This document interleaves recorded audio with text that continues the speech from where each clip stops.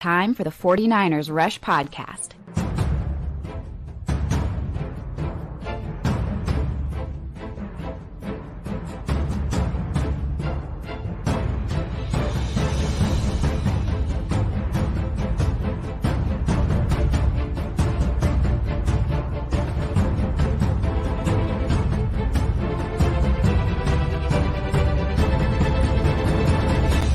And here's your host, John Chapman.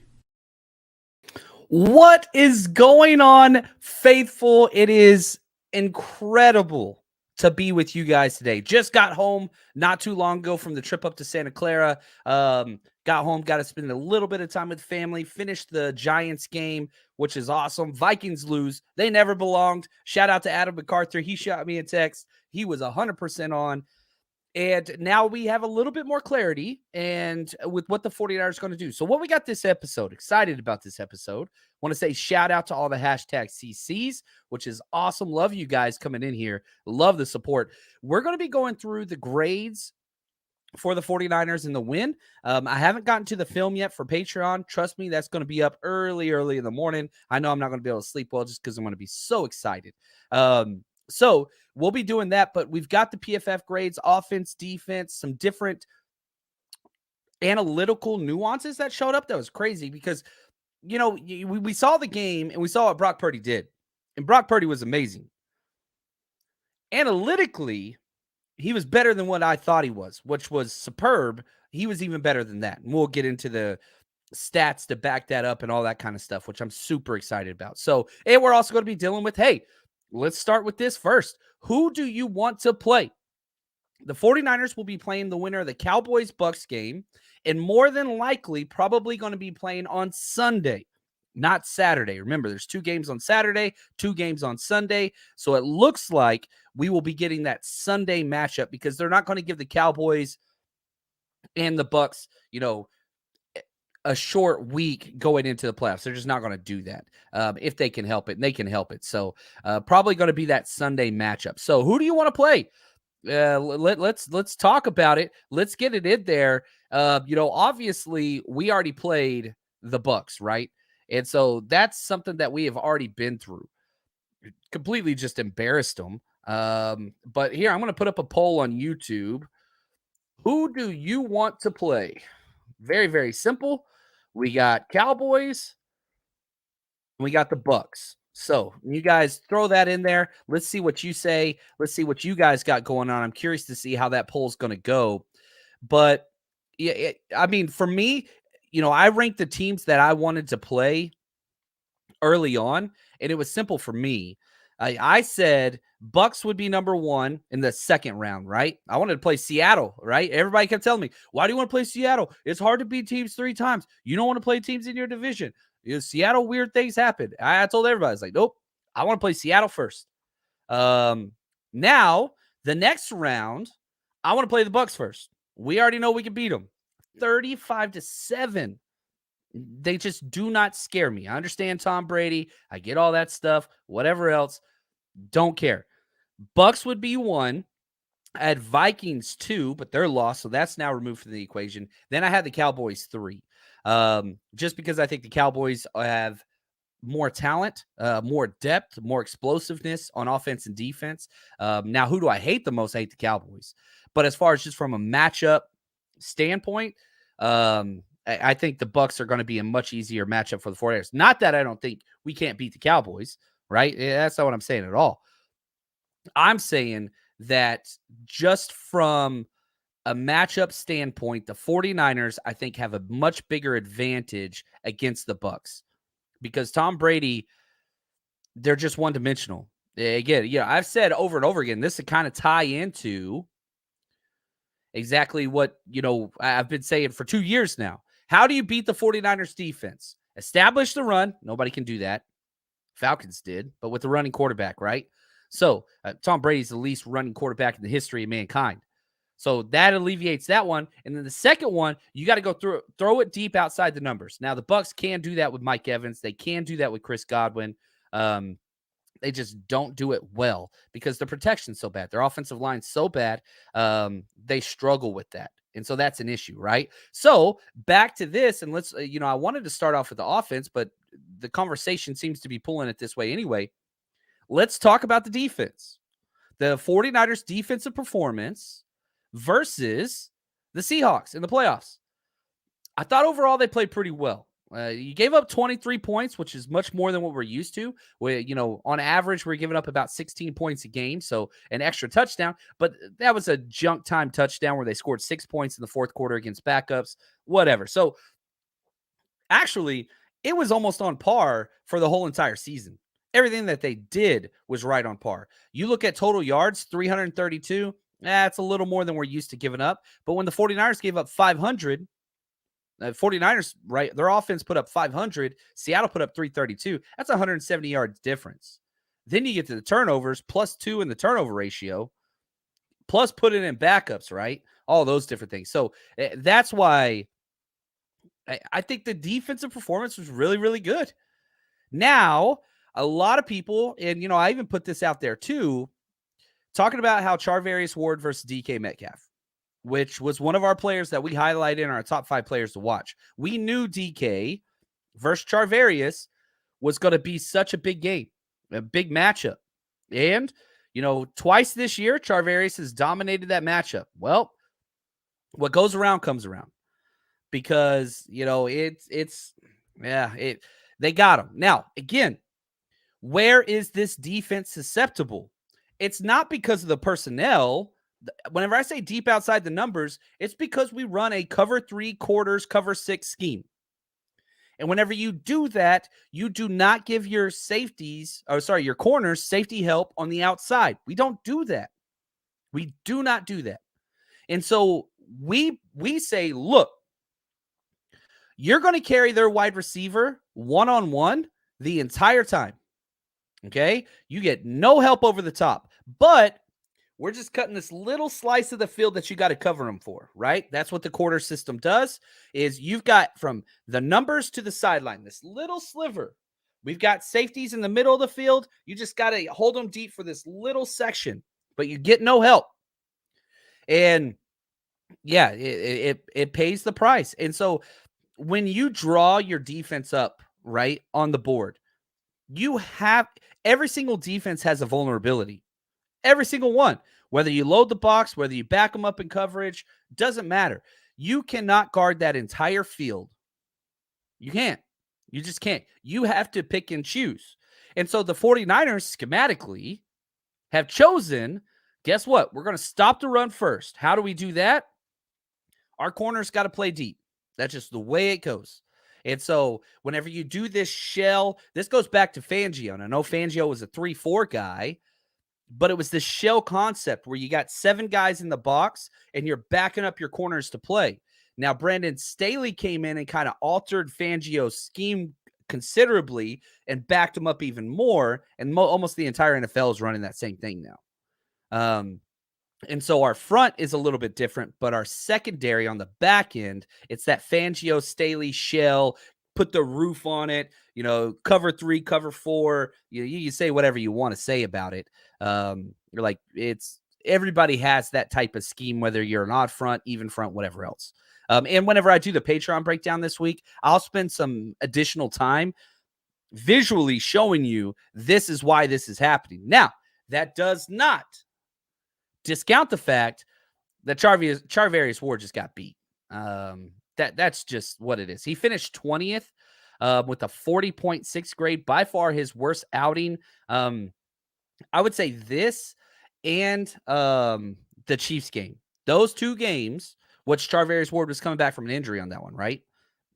So, like, those 2 games, he struggled. I mean, you just got to, it's just what it is. Now, flip side, everybody talking trash on Diamador Lenore all week. All week. And what did I keep telling everybody? He's playing well. He's playing well. Yeah, I get it. He's given up contested catches, but he's been consistently there. Only gave up 1 touchdown all year. All year, dude went out and had the game of his career. He finishes the 3rd highest rated player. Unbelievable. He had an 84.9 grade. His coverage grade was a 90.6. got the interception, got a pass breakup. Dude was just unbelievable. So you kind of give and take some, right? But yeah, he was just unbelievable. Other players, and yeah, I see this in the chat too. I love this. Forktail Devil, I like it. He says Omenihu deserves an A++. I agree completely, and I love that they let him talk at the press conference. That was cool because he's in a contract year. He's been consistently good almost all year. The problem was Samson Ebukam left. He had an ankle injury. I believe it was ankle. I could be wrong on that. Sorry, my voice. I was screaming at the game like crazy.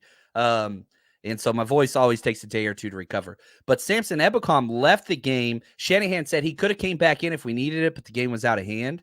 So Samson got 32 snaps, whereas Charles Omenihu got 34. So Omenihu outsnapped him. What did he do with those 34 snaps? 5 pressures led the team. 2 sacks, right? The only sacks of the whole game. Actually, that's not true. Eric Armstead got 1. But 2 out of 3 sacks and the forced fumble, 3 hurries, 2 solo stops. Dude just had a game. He just had a game. And I would argue probably the biggest play of the game was that forced fumble that Bosa got. Bosa, I got to watch the film. I was in the corner, which, had such a great time. And, just want to say, had an absolute blast. But I was in the corner of the end zone, and it was kind of hard to see certain things. I couldn't do my usual, up on the top looking down. So I've got to go back through the film. That's going to help considerably because Bosa, first game as a pro, they didn't even register a pressure. He didn't even get a pressure. But that doesn't mean he wasn't impactful, right? It's still absolutely huge game. And a big reason why Armstead and Omenihu got those sacks was because of Bosa. That's just the way that it goes. The recovery. Oh, man, I appreciate it. Thank you so much for the gift to the super chat. I love it. It says, hey, John, great win yesterday. After watching this Vikings-Giants game, how do we think we match up against the Giants in a potential championship game? The Giants are a weird team. Now, the 49ers struggle with mobile quarterbacks. There's no doubt about that. You look at the year, mobile quarterbacks give us an issue. But I don't know. They're a very well-coached team. They make a lot of mistakes, which is weird because usually well-coached teams don't make mistakes. But you saw the drop from Slayton, see the false start, up against the goal line, things like that. They're learning how to be a good quality football team because they've been bad for so long. And Dayball's incredible. Definitely deserves consideration for Coach of the Year. I don't think he is Coach of the Year, but he definitely needs to be considered.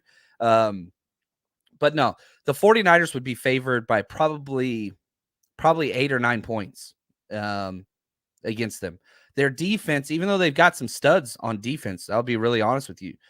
Dexter Lawrence up front is incredible. Kayvon Thibodeau has been a great rookie. They've got some guys, Azeez Ojulari, who left the game today. They've got pieces. They really, really do.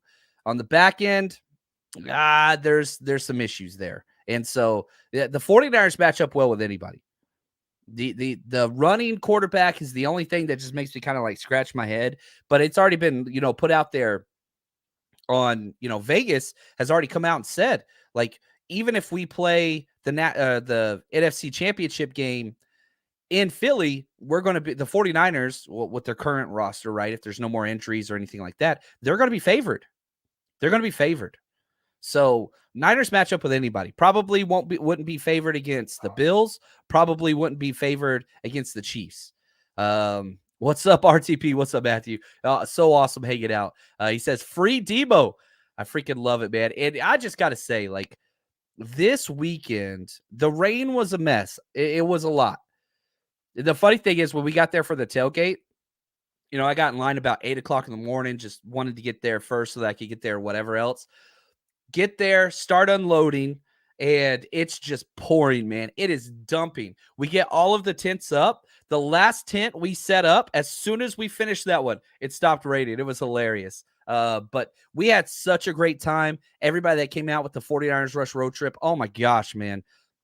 I call them maniacs because to show up in that weather, 4 hours before the game, eat food, drink, play games, build community, hang out, and then we always buy too much food and beer and drinks and whatever else, which is a great problem to have. We came back after the game when it was raining again, and we partied some more, man, to celebrate the victory. So if you have not had the opportunity to come out and party with us, we go all over the country. You guys know that. Try to make an effort. Now, for the rest of this postseason that we have, this week I can't do a trip. I cannot. This is my ski trip that I do 11 years running with my old coaching buddies from Texas. And so we're going out to Steamboat. Never been out there before. So 11 years running. You don't mess with tradition. I keep fighting to get them to push it back to the Pro Bowl week. I think I'm going to put my foot down next year, but it's hard because they're coaches. They coach track and all that stuff. So it's hard. So, but we'll figure it out. So we'll have to wait and see what happens with the NFC Championship. I don't know. I can't commit to a trip to Philly, and I can't really commit to a trip to Santa Clara for that yet. Just got home, just got to see the wife. I got to spend a little bit of time with her before she went off to work. I didn't want to start pressing for another trip just yet. You got to know when to, make your claim. So we'll see, but trust me, if the Niners are playing, we're going to do our best to be there. I did book, this is how bold I am. I did book my Super Bowl travel already. So I got the flight. I got the spot where I'm staying, all that stuff. It's expensive. It's very expensive. The hotels are crazy. Flights aren't too bad yet. But if you're one of those people that's like, you know what? If the Niners go, I'm just going to say, you might want to look into it. Now, for my Arizona people, whether Niners make it or not, we're throwing a party in Arizona because y'all got robbed this year with the Mexico trip. And so y'all didn't get a party. And so I feel wrong about that. We got to deliver. So even if the Niners don't make the Super Bowl, but I think they will, we're going to be throwing an event somewhere out there in the Phoenix area. But if the Niners do make the Super Bowl, then I'm going to be throwing probably like 2 or 3 events out there. So that's where it is. So Papa, he says, what's up, man? John, if your voice wasn't messed up, you wouldn't have been a true fan. Dude, we were screaming the whole time. Like, whenever I go to a game, man, I'm really big on being in the moment. So if you've messaged me or emailed me, I just want to say I'm sorry. When I walked out of the stadium, I looked down, I had 140 text messages. And it was just like, you know what? I'm going to be here in this moment with the people that are here, and I'll answer those when I get home. So sorry I haven't answered. It's a point of pride for me. Not pride. I don't know about that. It's important if somebody takes time to reach out to me. I want to take the time to reach out and respond, which has always been a goal. It's something that's very important to me. It has gotten more challenging as of late, but that is a wonderful issue to have. So just please bear with me because I will get to all of you. But yeah, there's still a lot more messages that I got to comb through, but I'll respond to every freaking one of them. And if I don't, hold me accountable, please. Because that's important. So anyway, that's there. Now, I will say this. Let's check on our poll. Let's see where that's at. Man, it's right in the middle. It is right in the middle. We've got 49% voting Cowboys, 51% Bucks. That's over 150 votes so far. We just started a minute ago. I'm a diehard. I want the Bucks. That's who I want. But I know everybody is different for sure. Now, sticking with the defense, let's go through some more of these grades. DFF was number 1. He only played 18 snaps. He came in late, and whenever you had Drake Greenlaw, who missed like a series and came back out, it wasn't DFF that went out there for that one. It was Oren Burks, who I thought played really well as well. So DFF was number 1 with the 89.7, even though he played 18 snaps. Omenihu was 2, 89.5, incredible. Demo, 84.9. Drake Greenlaw.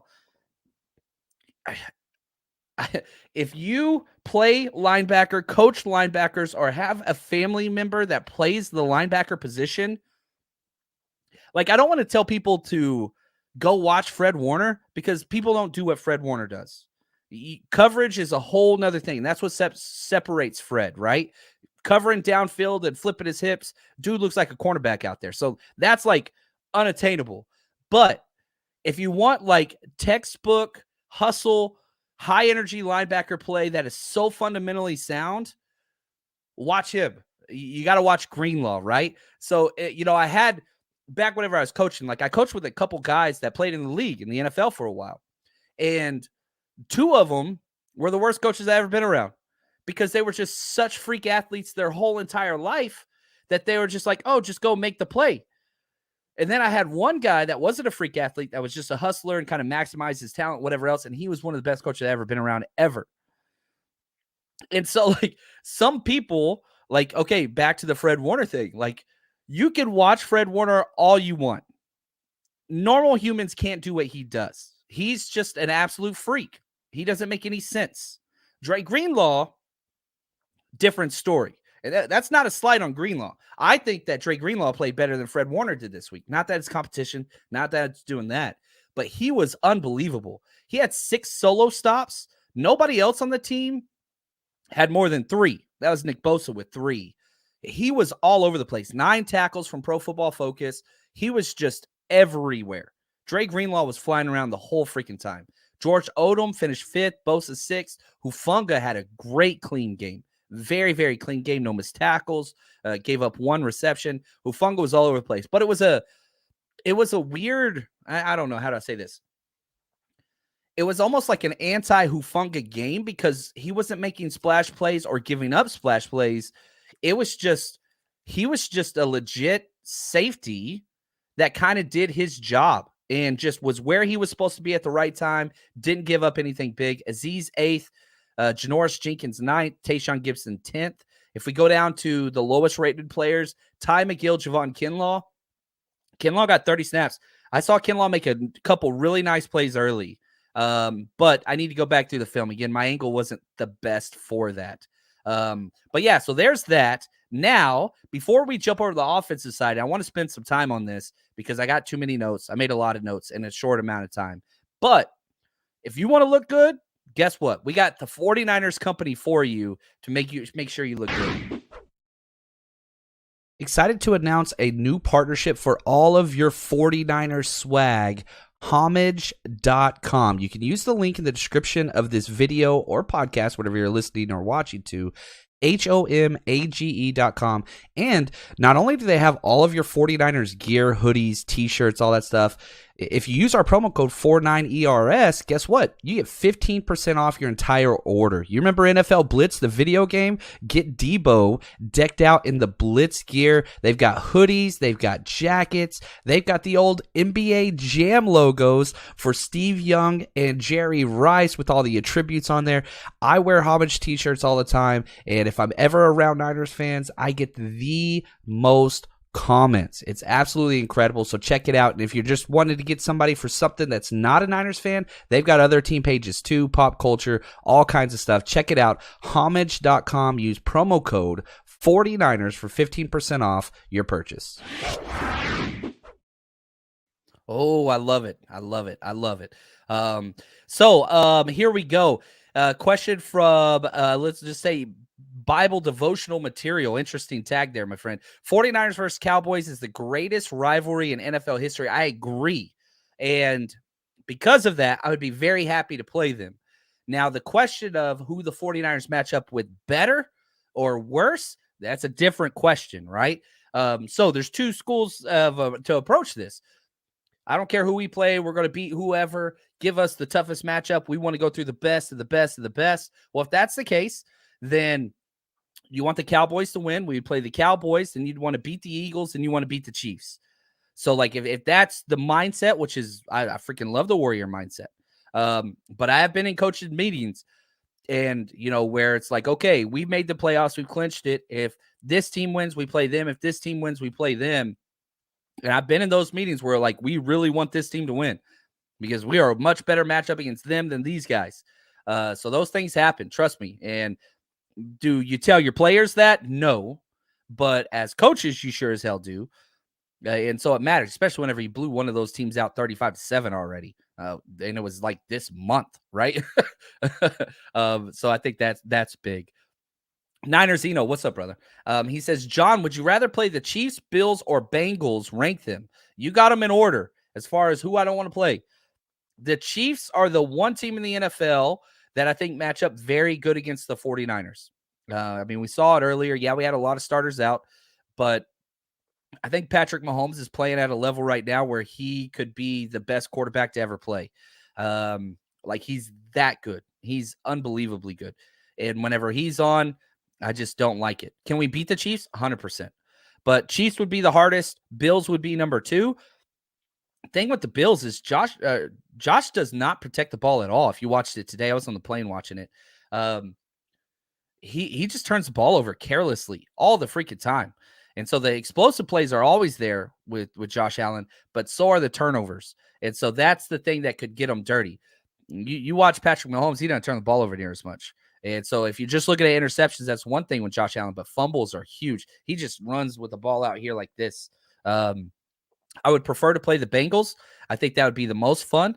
I think that would, you go back to that Bengals game last year, which was so important. We won in overtime. You don't win that game in overtime, 49ers don't even make the playoffs last year, right? Yeah, Josh right here, he knows his stuff. He says 49ers match up with the Bucks better, not even close. Not even close. And so that's where that is. So yeah, there it is. So let's jump over. Let's talk some offensive ball. Golly, what a game. 500 yards, 40 points. I freaking love it, man. It's unreal what they were able to accomplish. And if you just look at the grades, you have like everybody's got pretty good grades. Nobody graded poorly. Start at the bottom. Elijah Mitchell, he finished with a 47 grade, but that's because they stacked fronts, 9 carries for 2 yards, but whatever. But what he did in the receiving game was huge. Charlie Warner, 7 plays, 51 grade. Jake Brindle, he had a 52.7 grade, but he was so great in the pass. He just was bad against the run. That's kind of his story though. But at the top, Deebo Samuel, holy freaking cow. Deebo had 4 missed tackles forced in the run game and another 2 in the receiving game. That's 6 missed tackles in one game. That's a lot. And when you look at his stat sheet, it mirrors that, right? 3 rush attempts for 32 yards. That's crazy. 10 yards per carry. And then 6 catches for 133 yards. One of them was 74 yards, which stupid. Just stupid good. And, the 49ers were putting up 30 points week after week after week after week with, what's his name? Without Deebo, with Brock Purdy. Now, golly, man. Ugh. Incredible. What a difference Deebo makes. You added your most explosive weapon. You've been averaging 32 points a game. Well, now you're in the 40s. Donald says, doesn't Purdy have as many playoff wins as Dak? He does. He does. 1. And yeah, that's that. I think Dak might have 2.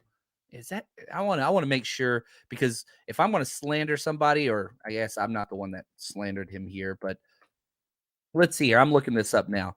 Dak, as far as like playoffs, is it going to put that up here? I don't think it's got it on here. I got to click on a different thing. But let's see here. Game logs. Let's look at postseason. Has he got any wins on there? Loss, win. Yeah, he's won 1 game.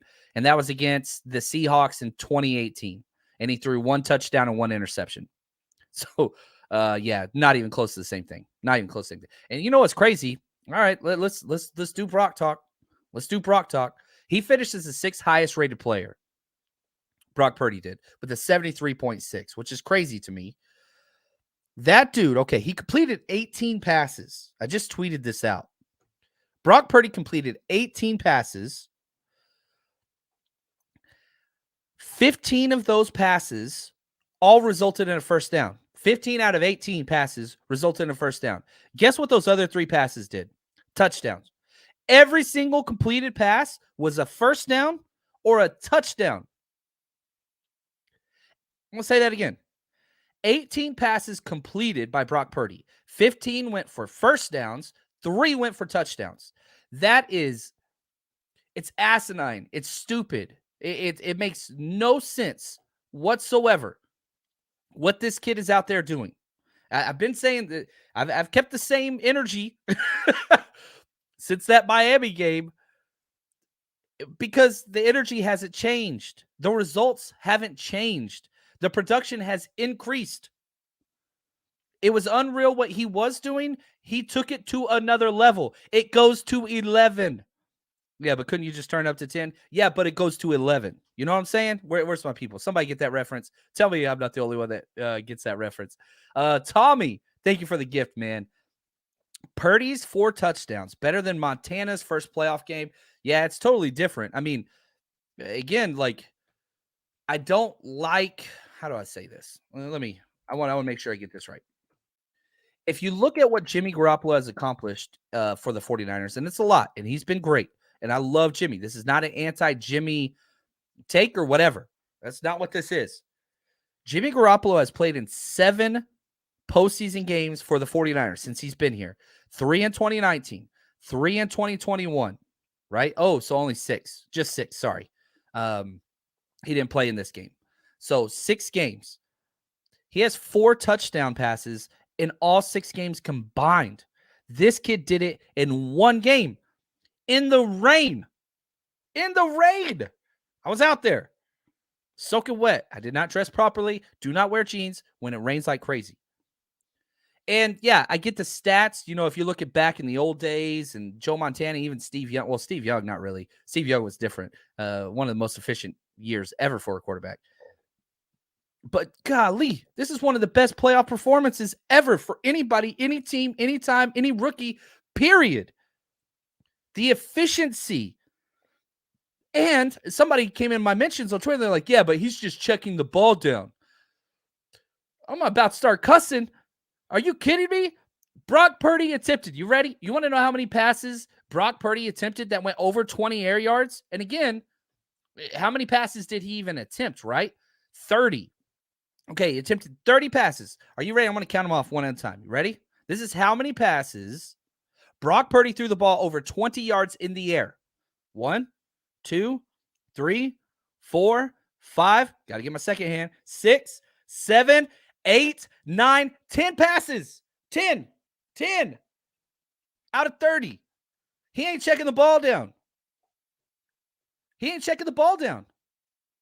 He's airing the damn ball out, and it is working. Now somebody's like, well, there were a bunch of screens. Really? Because there were only 3 screens and only 2, what's it called? One of them got batted. 1 screen was completed. 1. Now, were some of those option routes? Sure. Okay, cool. I get that. And if that's your criticism, awesome. But he attempted 11 passes from 0 to 10 yards. He attempted 10 passes, 20 or more yards.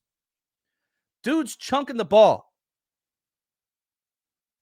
And a lot of that was they loaded the box. And this has been the issue with how to solve all these 6-7 man fronts.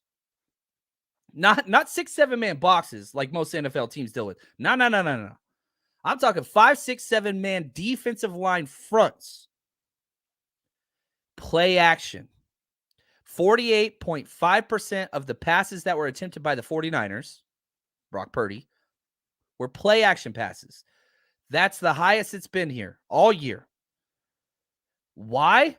1, because you can trust Brock Purdy. If pressure does get through, little dude's shucking and jiving back there. He's making some moves, doing some crazy biz. But also, let's transition.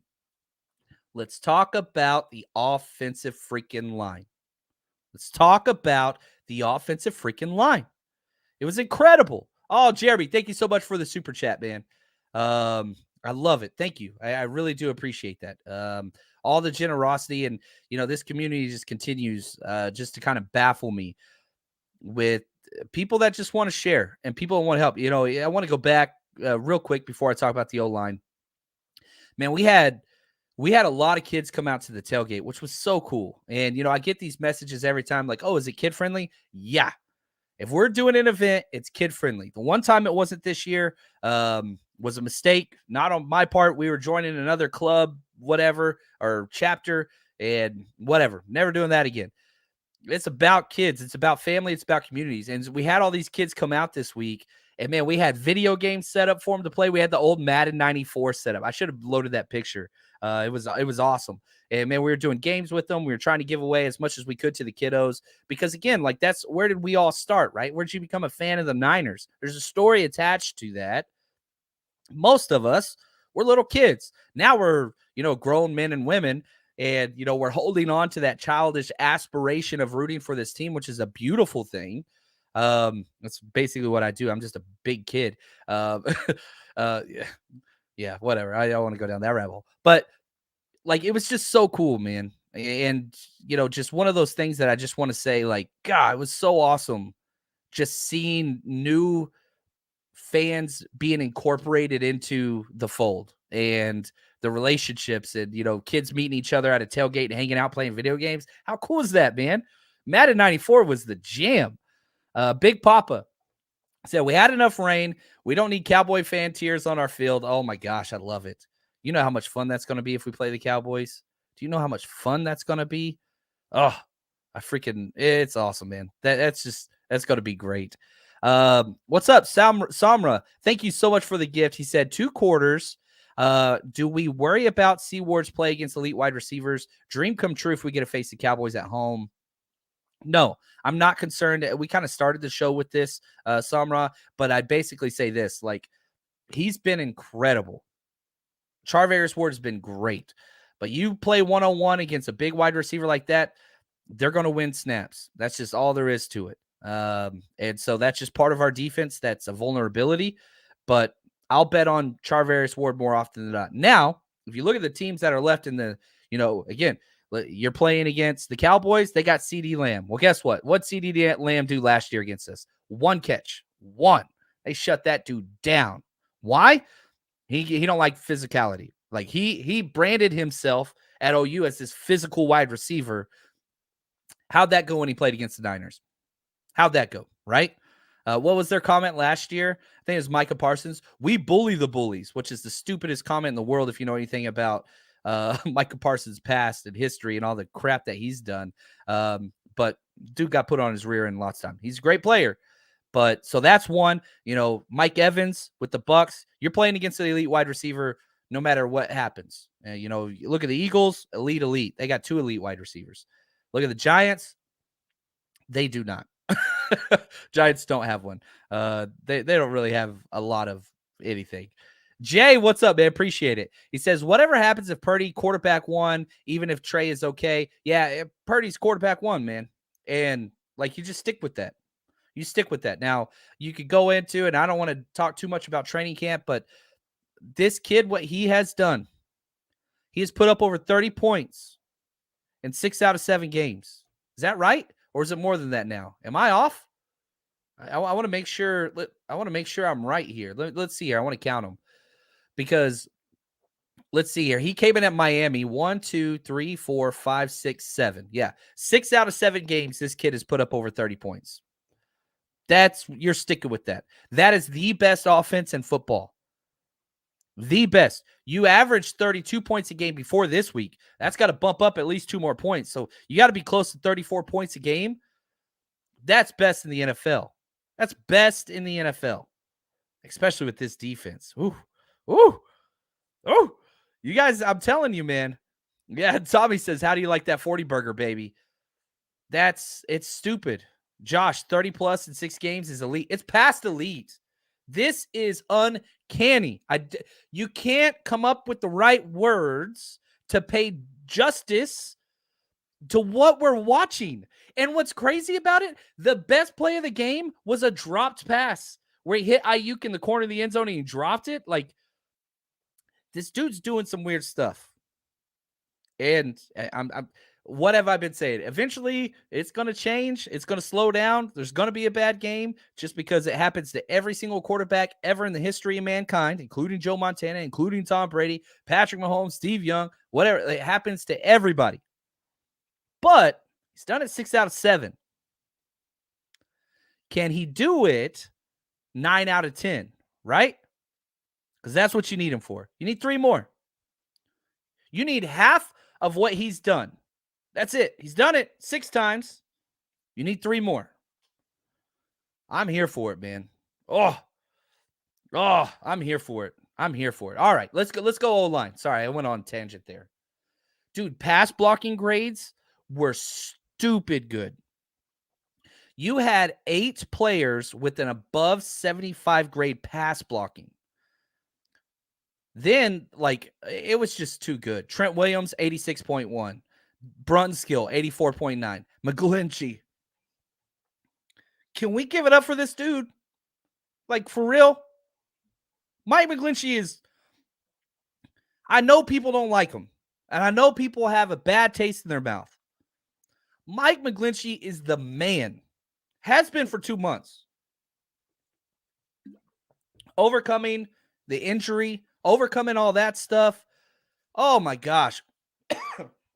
Excuse me. Give me just a quick second, then we're going to get to your voices. But if you bet with us this week, whoo, we made some money, baby. Excited to announce our new betting partner, BetUS. They have the simplest platform that I've experienced, and it's very easy to get in. They have their props up all the time. All you got to do is use the link in the description of this video and or podcast, whatever you're watching or listening. Just that's going to take you there. You get a 125% sign up bonus whenever you deposit at least $50. You get a 100% match on all your sports betting and a 25% free bet on casino betting. They've got everything you need, whatever sport it is, basketball, football, baseball, whatever. Futures, they've got so much stuff up on. It is so fun. We've been betting here for a while. We have done very, very well. So if you want to bet with us, head over to BetUS, but make sure you use the link in this description so that you get that bonus and it helps out the show. Fast, easy payouts. Customer service is great. First time I deposited with them, I called just to see how it would go. Talked to a human in less than like 10 seconds. It was simple. So check it out. Link in the description of this video. Bet with us at BetUS. All right. Couple other ones I want to get to. Samra, thank you again. Giants looked really tough. Would be great if they beat the Eagles on road to the Super Bowl through the 49ers. I would love that. And again, like, I'm not one of those mystical people, I guess is the right word. Like, I understand we've got some bad juju in the past against the Giants or whatever else. I'm just, none of those players are around anymore. Like, I don't buy into that, right? Different coaches, different teams, different front office, different, same logo, but that's about it. Oh my gosh. It would be a dream come true if you got to play the Giants. And I'll come out and say this. If the 49ers are host, man, I don't want to say this. I haven't asked my wife yet. I don't want to get in trouble. If the 49ers are hosting the NFC Championship, I'm going. That's all there is to it. I haven't asked my wife yet. Good news is she doesn't watch this podcast.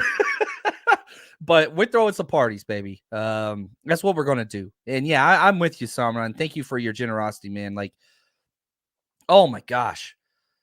Niners would be favored by a lot. A lot. Niners are going to be favored no matter who they play, though. That's just what it is. That's what it is. I'm nobody you need to know. Man, it's good to see you in the chat, Fuzzy. Thank you for your gift. It says 49ers Cowboys playoff is historic, but can you imagine Purdy not only being the first rookie to beat Brady, but the first to beat Brady twice and in the playoffs? That's a storyline I want, baby. That's the storyline I want. I do not believe that Brady's going to retire. But you know what's not happening? You know what is retired? Brady coming to the 49ers. That talk is DUN, baby. It's freaking done. I don't ever want to hear that shit again. It pisses me off every time they do hear it. No. I believe in my boys, right? We got not one but two quarterbacks that are young on a rookie deal. Why in the hell would you bring in another quarterback that's going to cost 20 plus million? No. You're gonna make me mad. Yeah, I'm with you. That's what I want. I want to play the Bucks. I want to play the Bucks. Could it go wrong? Sure. It's the playoffs. I don't care though, man. That's what I want. Josh, he says, John, thoughts on the ankle twist that pissed off the team? Man, everybody talked about it. If you watch the post conference, press conference, everybody talked about Shanahan, Debo, CMC, Kittle. I mean, Fred Warner. That pissed him off. And so you got to use what you got to use. Now, I will say this. Debo exchanged a jersey with the guy after the game. So it didn't seem like Debo was too upset. He was upset at the moment. And yeah, it was shady. But it's the way things go sometimes in the NFL, sadly. But yeah, I hate that stuff. I always used to tell my kids, my players, like, look, you're allowed to hit them. You don't have to be dirty. You could hit them the next play as hard as you want to, and it's legal. If you go outside the lines and try to inflict injury, you're just a bad person. knock the crap out of them during the play, you're a good person and a good teammate and a good player. You start doing that stuff after the whistle, there's just no room for it.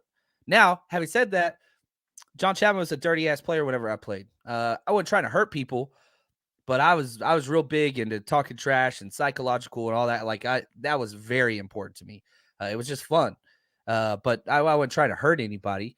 But I was probably closer to Talanoa Hufanga as far as like those little extra hits, hand checks and always knocking the ball out, just being pesky, right? And not trying to hurt people. I've never been big on that. But yeah. Oh, look at this. I love the McGlinchey love. That's awesome. Judd, McGlinchey, most underrated Niner. It's not close. Debster. McGlinchey was 100% on pass pro. The efficiency, listen to this. Daniel Brunskill, 100% on pass pro efficiency. Mike McGlinchey, 100% on pass pro efficiency. Spencer Burford, best game of his entire career. Best game of his entire career. 100% on pass pro. Jake Brindle, 100% on pass pro. Aaron Banks, 95%. Trent Williams, 95%. And if you look at the offense just as a whole, Debo was number 1. Jordan Mason, number 2, even though he only got 3 snaps. He's going to finish up there just because he breaks so many tackles. Spencer Burford was number 3. This was the best game of Spencer Burford's entire career. I don't even have to watch the film. He was constantly the lead block at the second level, which he has struggled with. Then with what he did in pass pro, Burford was for real. Burford was for real. I'm so proud of that dude. He's come so far, man. And he's a rookie. You're not a rookie anymore. He played every damn game this year. It's like his 18th game already. But, man, Burford, hats off to that dude, man. And everything goes to Debo and CMC, Ayuk and Purdy, and rightfully so. Those guys are amazing. But as great as Debo was, Spencer Burford was equally as impressive for somebody that struggled the past month, right? And is a rookie the past month. Burford needs some praise. Mark, oh my gosh, dude. Flexing on him. I love it. Thank you so much for the gift, man. That's awesome. He says, beat the Cowboys. Giants, I've had bad memories of both over the years. I would love to knock out the Cowboys in another championship game over the Giants. That sounds perfect to me. Like, that's the path I want. And then I don't want to play the Chiefs or the Bills. I want to play against the Jaguars. That's who I want to play against. Trent Baalke, bring it on, baby. Bring it on. That was a crazy game, right?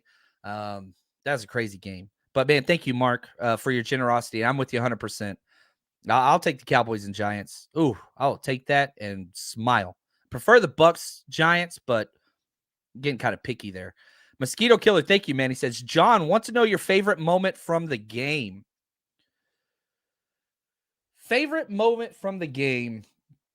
I thought the fumble was the most impactful, okay? The Charles Omenihu sack, forced fumble, Bosa recovers. I thought that play was huge. Offensively, man, that throw to the outlet to Elijah Mitchell, where you just had Brock Purdy, I think you went 1, 2, 3 back, right? There were several times where you could see him read 1, read 2, read 3, back to the right side. So he's not just reading right to left or left to right. He's going back. He's going back. And that's one of the things that just it's unreal, man. It is unreal. The amount of reads this guy gets through. So that would probably be the one where he got 3 reads, boom, boom, boom, pressure in his face, goes backside. Elijah Mitchell walks into the end zone. The Debo play was unreal, obviously. I love the Demo interception. I was salty in the stands because I thought Demo's been really good this year. And again, he's not even outside corner. He's a slot guy. So I don't know. I am excited. This week, I'm pretty pumped. We're going to be on the 49ers, 49ers.com again. We got the John and Wayne show, typical time. That'd be 1 p.m. Eastern on Tuesday. And then we're going to be hosting an event, me and Wayne again, for the 49ers, 49ers.com. We're going to be live on their show. So, which is absolutely incredible. They invited us back 3 times now. And they gave us free tickets to the game, which was so cool. Very, very honored. And so if you watch the 5-minute post game live or whatever, it was really, really cool. They gave us tickets to the gold mine. It was awesome. It was awesome. And so I don't know, man. This season, it's just been awesome. It's just been great. And it's not over. That's the cool thing. We're in the midst of the storm, and we're the damn storm. You know what I mean? All those memories, and we remember the bad things, right? We remember the Craig fumble. You remember Kyle Williams. I didn't want to say his name. I said his name. You remember those things, and they stick with you forever. I mean, shoot, I was in Miami when we lost that Super Bowl. That hurt. That hurted. I hurt it bad. I was a mess. Y'all were a mess too. My show went from several thousand downloads to I got 30% of the audience the next week. Everybody was emotionally drained and pissed and sad and mad. Y'all stopped listening. And I get it. I wasn't listening to a lot of 49er shows either after that. It hurts. And we carry that with us. But being in the moment is so key. It's so important, just the quality of life, to be honest with you. Not even just sports fandom, but the more you're in the moment, this moment. What I tweeted out this morning whenever I woke up. You remember that one time when Brock Purdy accounted for 4 touchdowns and over 330 yards in his first playoff game? You remember that? Yeah, it was yesterday. But that should be up there, right? That is a historical, faithful moment. It's unbelievable what this kid did. It's not just him. I get that. But it stands. Be here, right? Put a 40 burger up. You went 7-0 against the NFC West. You didn't beat Seattle once. You didn't beat Seattle twice. You beat those dang SOBs 3 times. 3. Oh, spanked them. Spit that gum out, Pete Carroll. Ain't got nothing to do with that. Whew. Jay, who will be more expensive, Bucks or Cowboys? Oh, Cowboys. Cowboys would be way more expensive. Yeah, Cowboys would be more expensive. There's no doubt about that. Plus, the travel from Tampa Bay is way further. Almost talk trash against the state of Florida, but I'm gonna do my best to not do so. Do my best to not do so. Shot Jay, my man, thank you, dude. He says, like, subscribe, Patreon. Tomorrow morning is when all the Patreon content starts. So we go over every offensive snap, defensive snap, special team snap, the whole season, 2.5 years back. So if you're wanting to dive into some 49ers film and you haven't joined us yet, man, Patreon is the place to do it. Head over there. It's the best way to support us. Patreon.com/49ers Rush Podcast, or just Google 49ers and Patreon. We're the first channel that pulls up. As soon as you sign up, you get everything. So we're going to be really busy over there this week, which I'm excited about. And this week is fun, man. Enjoy this, baby. On to the divisional round. We got a lot more stuff to talk about. We'll find out tomorrow exactly who we're going to be playing. It's going to probably be the Sunday game next week. So just throw that out there. To be the Cowboys or the Bucks, we'll see it. I just want to say thank you guys again. All the generosity today was really, really cool. Thank you. That is much appreciated. But, man, enjoy this time. Talk your trash at work. Oh, flex on them, baby. And until next time, stay strong, faithful.